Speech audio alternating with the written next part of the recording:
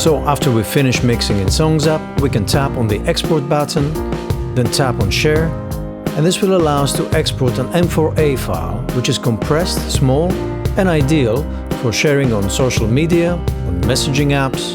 We can even airdrop it to our computer.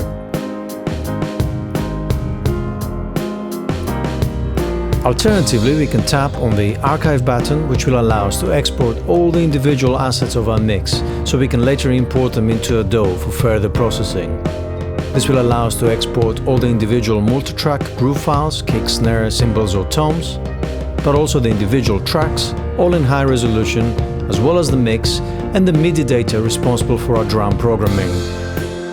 Then we can get to our Songzap folder on iCloud, download the files, and the easiest way to open up a DAW session in something like Logic Pro, for example, is to double-click on the .mid file, which will open up a session with the MIDI data responsible for our drum programming already loaded, the correct BPM, and markers designating the different sections of the song. Then we can organize a session.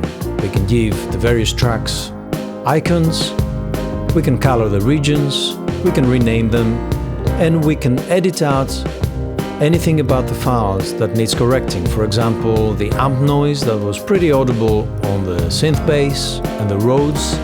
We can also create crossfades, edit out parts that could have been played better, create fade-ins, create fade-outs, and then use our volume faders to work on our balance, just like we did in Songzap, use our pan controls to work on the stereo image, and then start deploying either the DAW's native plugins or third-party plugins to start shaping the sound of our tracks, using EQs, using compressors. With EQs we can accentuate certain aspects of the frequency spectra.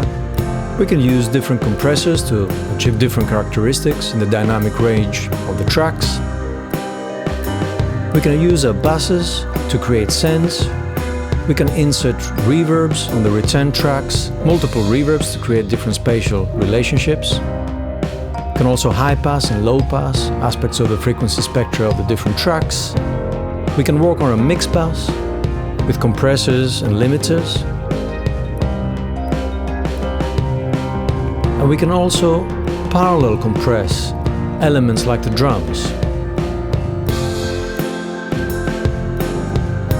This helps us enhance the loudness perception of particular groups of instruments, which can be very helpful to a mix. And we can also automate aspects of the mix, like for example the volume of individual tracks in particular sections, like the solo section of the Rhodes.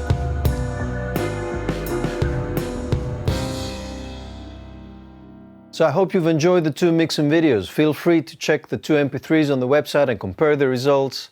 I also hope you've enjoyed the whole Songzap for Pianists blog series. It's been fun recording it.